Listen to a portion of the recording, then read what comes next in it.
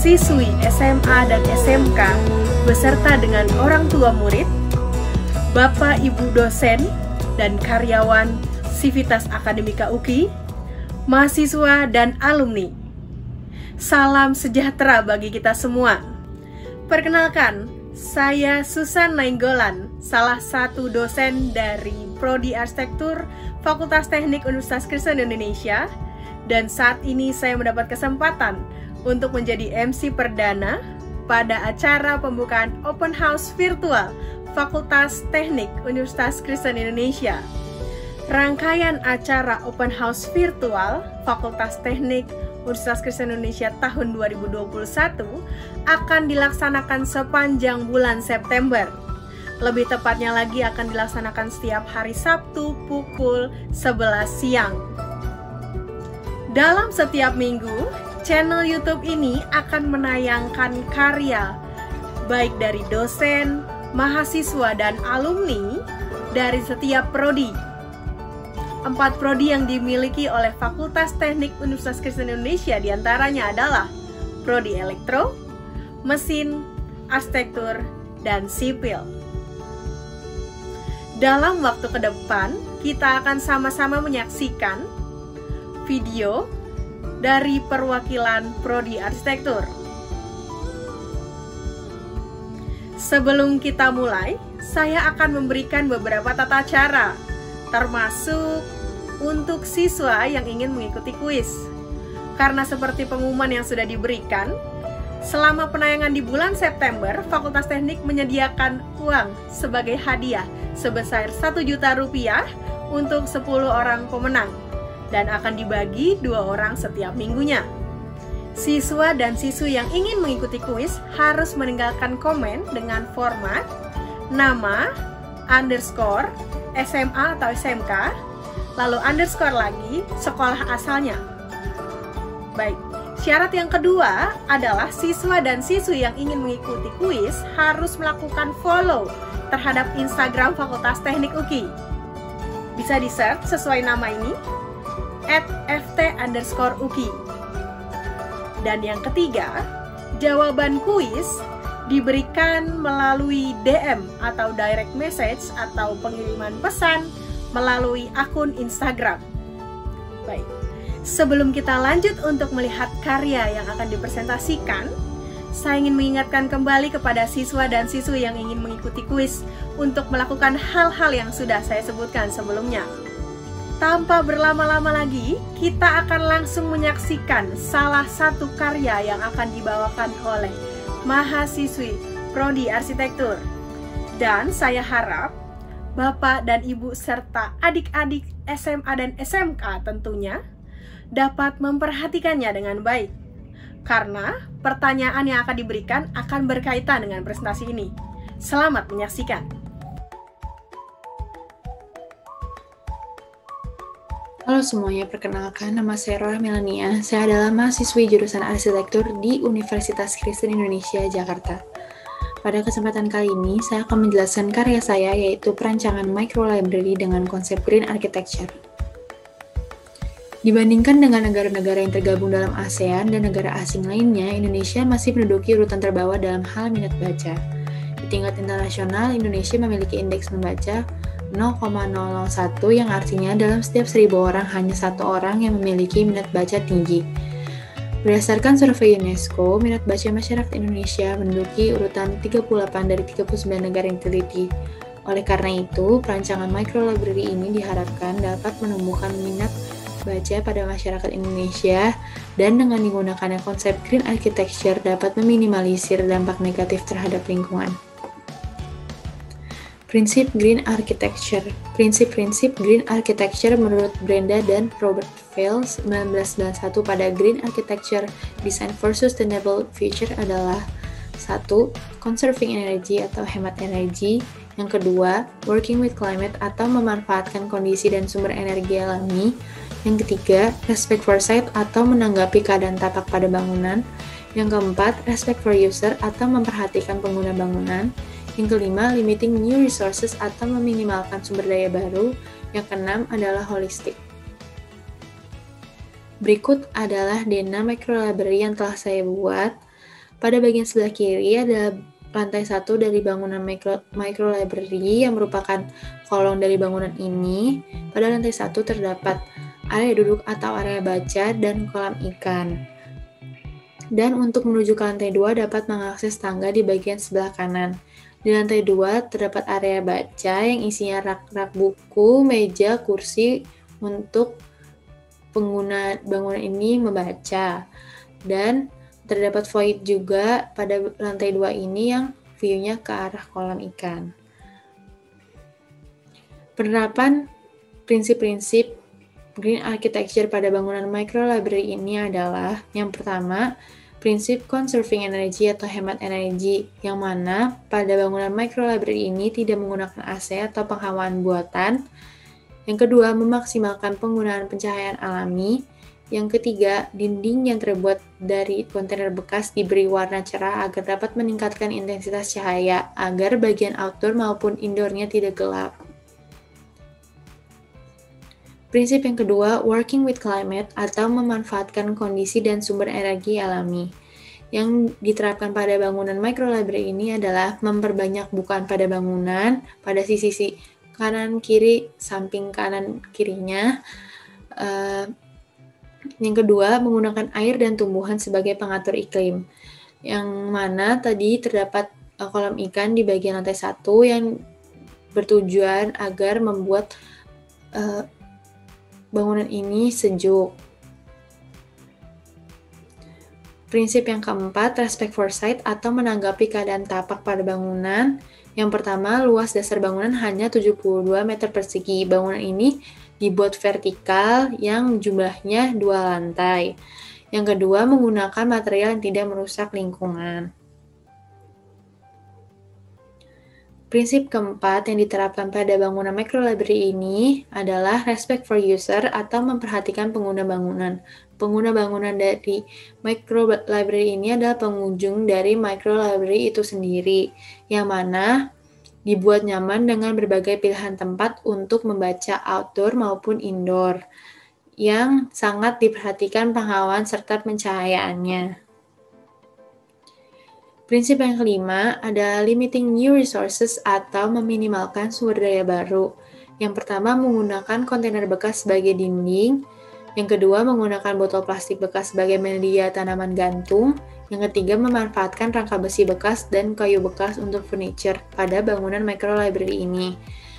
Terdapat prinsip yang keenam yaitu holistik, yang artinya kelima prinsip yang telah disebutkan di atas saling berkaitan. Contohnya pada prinsip converting energy saling berkaitan dengan working with climate, yang mana pada converting energy yang berusaha dikurangi adalah penggunaan energi listrik yang dapat diakali dengan penggunaan iklim, yaitu menggunakan pencahayaan dan penghawaan alami dari matahari dan angin. Kesimpulannya, perancangan micro library dengan konsep green architecture dapat mengurangi dampak negatif terhadap lingkungan dengan memenuhi prinsip-prinsip tersebut. Perancangan dengan konsep green architecture dapat selaras dengan upaya peningkatan minat baca masyarakat. Untuk lebih dan kurangnya, mohon maaf dan terima kasih.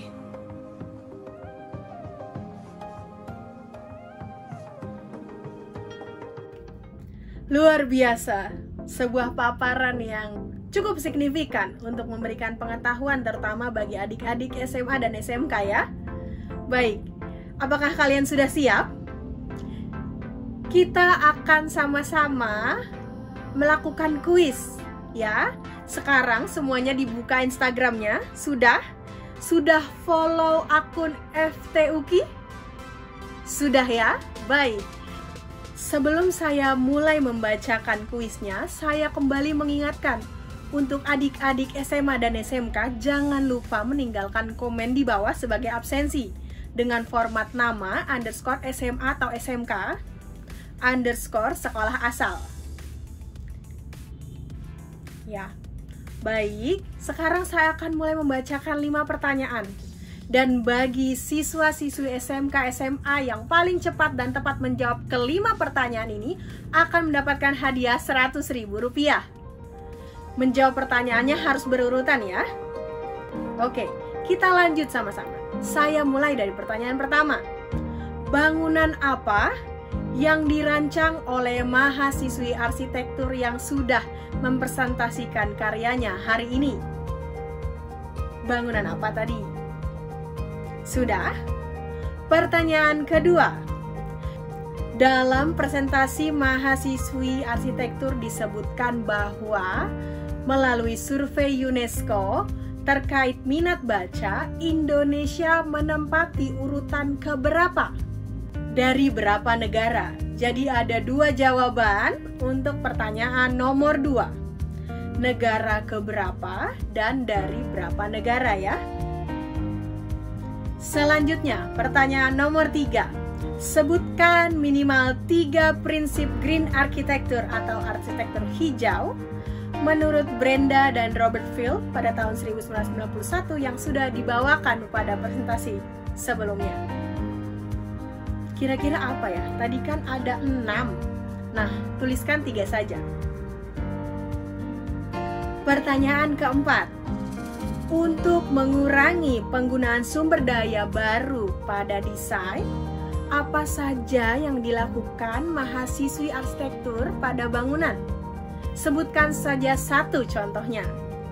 Jadi tidak perlu 2, tidak perlu 3, 1 saja contohnya yang bisa mengurangi penggunaan sumber daya baru pada bangunan. Pertanyaan terakhir. Sebutkan nama mahasiswi yang tadi sudah melakukan presentasi. Gampang ya? Oke. Bisa langsung dikirim jika sudah yakin jawabannya. Kalau belum, dipikir dulu, baru dikirim. Karena jawaban pertama yang akan dihitung. Sudah? Tekan kirim. Saya yakin pasti ada jawaban yang benar. Dan 100.000 pasti dibawa pulang. Oke, saya rasa cukup. Dan kita akan melanjutkan pada presentasi kedua. Presentasi ini akan dibawakan oleh salah satu dosen dari Fakultas Teknik Prodi Arsitektur. Dan dosen ini akan mempresentasikan karya yang sudah direalisasikan. Jangan lupa, perhatikan kembali, karena akan ada kuis yang seperti tadi, kita lakukan bersama-sama, terkait dengan presentasi yang disampaikan.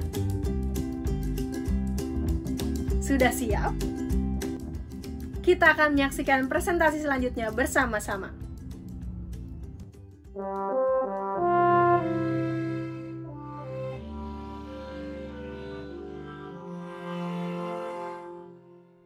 Halo, selamat sore semuanya. Perkenalkan, nama saya Uli Natra. Saya adalah seorang dosen di program studi arsitektur Fakultas Teknik Universitas Kristen Indonesia. Saat ini saya akan mencoba mempresentasikan sebuah karya arsitektur berupa desain rumah tinggal yang saya pernah rancang. Nah, perencanaannya itu berjudul Perencanaan Rumah Tinggal 2 Lantai dengan Konsep Ramah Lingkungan. Nah, latar belakangnya yaitu rumah tinggal adalah salah satu kebutuhan pokok manusia, sehingga permintaan akan kebutuhan rumah tinggal semakin banyak dan semakin meningkat. Oleh karena itu, diperlukan pertimbangan mengenai perancangan rumah tinggal agar tidak memicu kerusakan lingkungan. Nah, salah satu solusinya adalah dengan menerapkan konsep ramah lingkungan pada perancangan bangunan rumah tinggal tersebut. Berikut adalah deskripsi lokasi rumah tinggal yang saya rancang. Nah, rumah tinggal ini berdiri di atas lahan seluas 13 kali 43 meter persegi. Dan rumah tinggal ini berada di lokasi Jalan Rawacakuk nomor 9, Kelurahan Tegal S. Mandala 3, Kecamatan Medan Denai, Kota Medan. Dengan luas bangunan sekitar kurang lebih 240 meter persegi. Nah, pemilik bangunan tersebut bernama Bapak Tamara Bobi. Nah, direncanakan rumah tinggal ini dengan konsep rumah tumbuh yang akan dibangun secara bertahap ke belakang site tersebut. Bisa dilihat site-nya memanjang ke belakang pada gambar.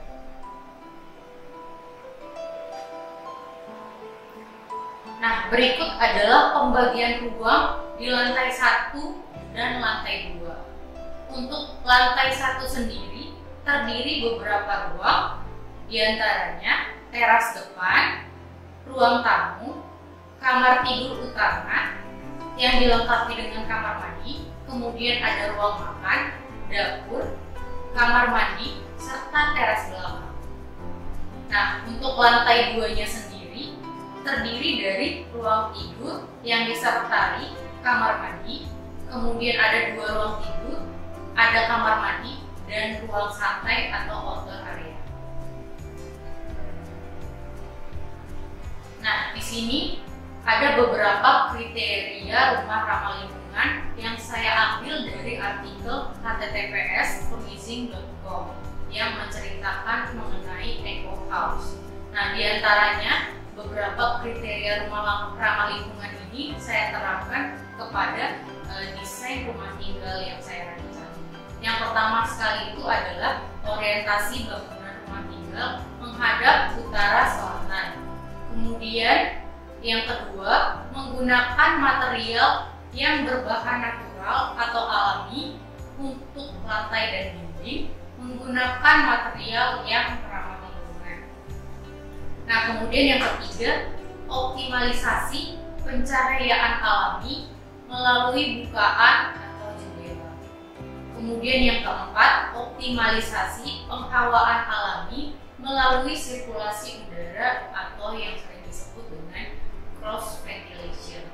Kemudian yang kelima, ada penambahan kanopi atau shading pada bukaan atau jendela. Kemudian yang keenam, menyediakan landscape atau ruang pengganti hijau. Nah, berikut adalah penerapan konsep ramah lingkungan ke dalam rumah tinggal yang saya rancang.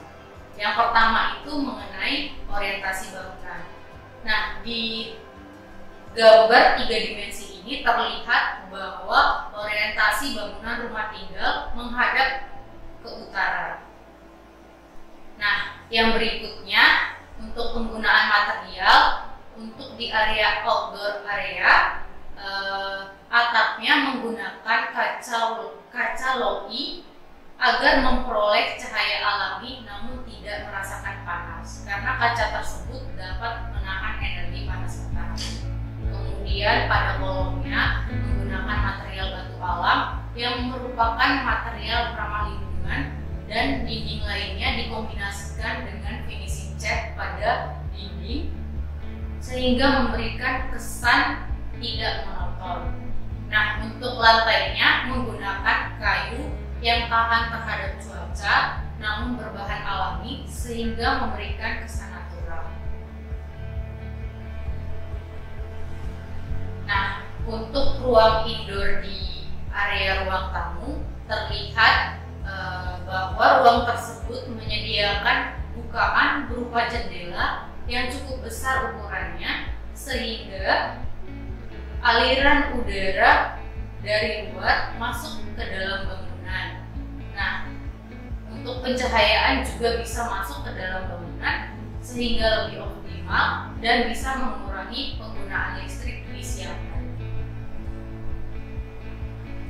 Nah, di sini ada 4 gambar interior, yaitu interior kamar tidur utama, kemudian interior ruang makan, kemudian ada interior ruang tidur anak, kemudian ada interior ruang keluarga. Nah, masing-masing ruangan tersebut disediakan bukaan berupa jendela yang cukup besar juga agar cahaya bisa masuk ke dalam ruangan secara optimal sehingga dapat mengurangi penggunaan listrik berupa lampu di siang hari.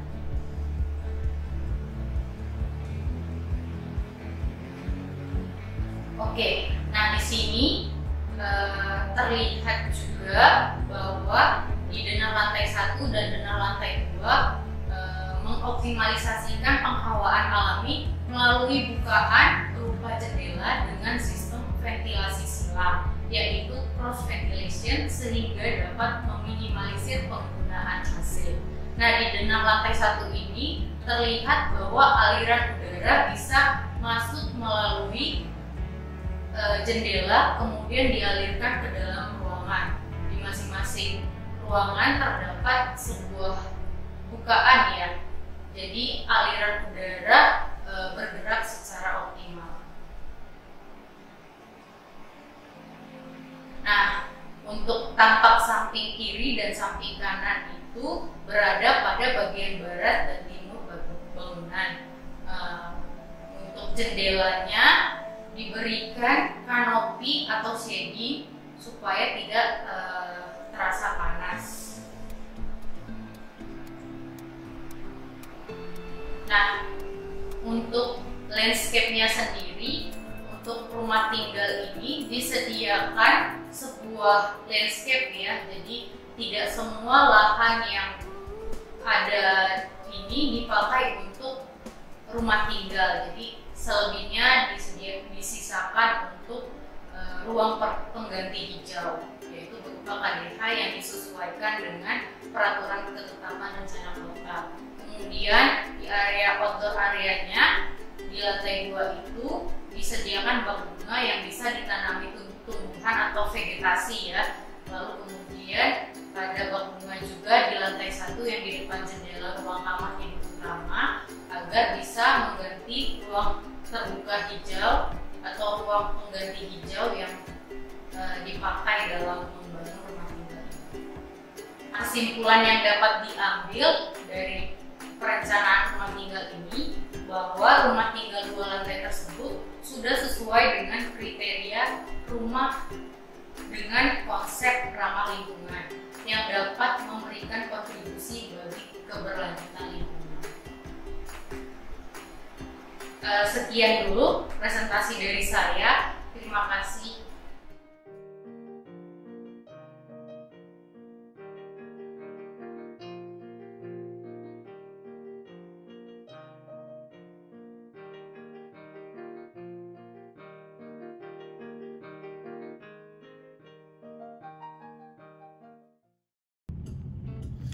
Karya yang disampaikan sangat sesuai dengan tema Green Fest atau tema Green Festival tahun ini, yaitu Sustainable Living by Design. Dan kita akan langsung saja mengacu kepada pertanyaan. Dan seperti tadi, akan ada 5 pertanyaan yang diberikan dengan syarat siswa dan siswi SMK SMA yang ingin mengikuti harus melakukan komen di bawah. Dan yang tadi sudah menang tidak boleh ikut lagi ya. Beri kesempatan kepada teman-teman yang lain. Kita akan mulai dari pertanyaan pertama. Apa judul yang dibawakan oleh dosen arsitektur yang baru saja mempresentasikan karyanya? Jadi judul presentasinya apa? Gampang ya? Jika memperhatikan pasti mudah. Baik, kita akan lanjut ke pertanyaan kedua. Tapi sebelumnya saya mau kasih waktu dulu karena yang tadi jawabannya cukup panjang. Sudah? Sudah ya? Pertanyaan kedua. Berdasarkan pemaparan yang disampaikan, apa yang perlu dipertimbangkan dalam merancang rumah tinggal? Jadi tadi disampaikan dalam pendahuluan ada hal yang perlu diperhatikan ketika merancang rumah tinggal. Apa itu? Itu jawaban untuk nomor 2. Cukup sulit, tapi jika memperhatikan tetap pasti bisa. Nomor 3, kita lanjut ya. Dalam presentasi rumah tinggal tadi yang sudah kita dengarkan sama-sama, ada berapa kriteria rumah ramah lingkungan yang disebutkan? Tidak perlu sebutkan kriterianya apa, tapi cukup sebutkan ada berapa tadi kriteria yang disebutkan. Ada 1, 2, 3. Silahkan jawab.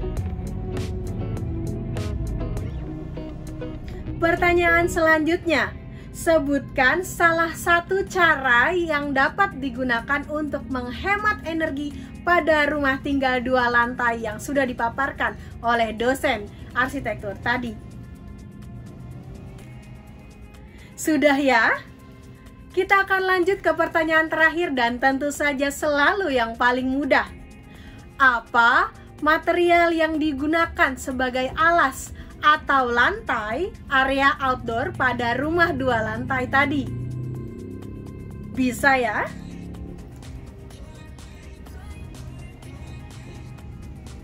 Setelah yakin silahkan tekan kirim ya, bahwa jawaban yang paling cepat dan paling benar akan langsung mendapatkan Rp100.000. Jangan lupa kirimnya lewat Instagram dan penuhi syarat-syarat yang tadi. Ada absen lewat kolom komen dan juga ada follow Instagramnya. Bisa ya? Kita sudah sampai di penghujung acara. Saya ingin mengucapkan selamat kepada 2 orang pemenang yang tadi sudah menjawab cepat dan tepat melalui akun Instagram. Dan saya berterima kasih untuk Bapak, Ibu, dan adik-adik yang sudah mengikuti tayangan ini dari awal sampai akhir serta menyimak dengan baik. Saya rasa cukup sekian untuk hari ini. Saya sangat menikmati waktu virtual bersama Ibu, Bapak, dan adik-adik semuanya. Dan saya harap kita bisa bertemu lagi minggu depan persis di jam yang sama, jam 11 siang pada tanggal 11 September di channel YouTube yang sama. Kita akan sama-sama menikmati open house virtual Fakultas Teknik Universitas Kristen Indonesia tahun 2021 yang diselenggarakan melalui channel YouTube ini. Minggu depan kita akan sama-sama menyaksikan karya yang akan dipresentasikan oleh dosen dan alumni dari Teknik Sipil. Bagi adik-adik yang sangat tertarik pada Teknik Sipil, silakan persiapkan waktunya untuk minggu depan. Dan jangan lupa, pendaftaran Fakultas Teknik masih dibuka. Dan kami para dosen serta karyawan Sivitas Akademika UKI siap menerima kalian. Sampai bertemu lagi minggu depan, tetap berbahagia, patuhi prokes dan jaga kesehatan. UKI hebat karena kami melayani, bukan dilayani. Dadah!